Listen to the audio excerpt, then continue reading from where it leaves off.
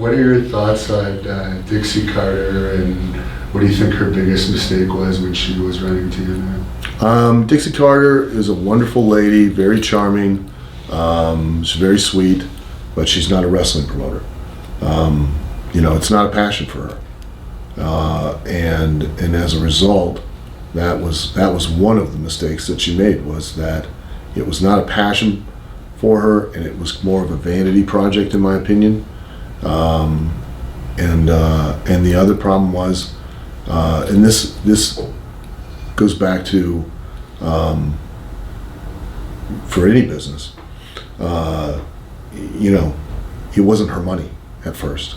A large part of the time, it was her parents' money, and the company's, Panda Energies. So if it had been her money, there's a difference when it's your money, that you don't go and rent a palatial office building at first, and you go and you get the cheapest office space you can get. That's nice, gives a good presentation, creates a nice image, but isn't really isn't top of the line, because you just can't afford it. You haven't got the money coming in, and as the money comes in, you now expand and you grow and you move into the high-end office space. You don't buy a $2,000 desk. You go to secondhand store and you buy a $100 desk. You get a chair on sale. Now when you're making money, now you get the big executive desk and the executive furniture in the office, and you decorate it, and you don't do all of those things until your company is making money.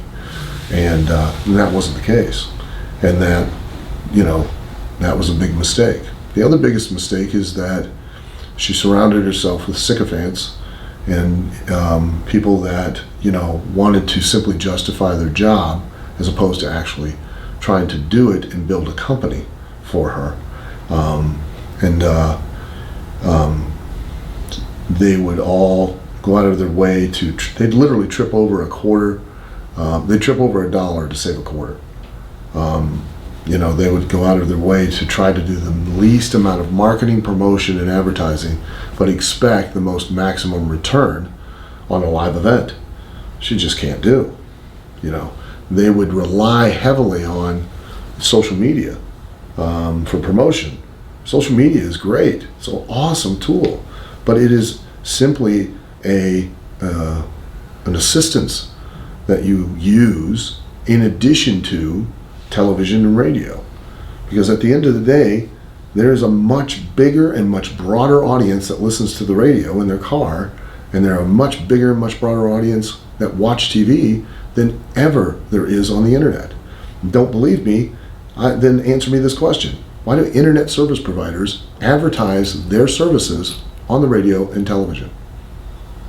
Because they're trying to reach an audience that they can't reach on the internet.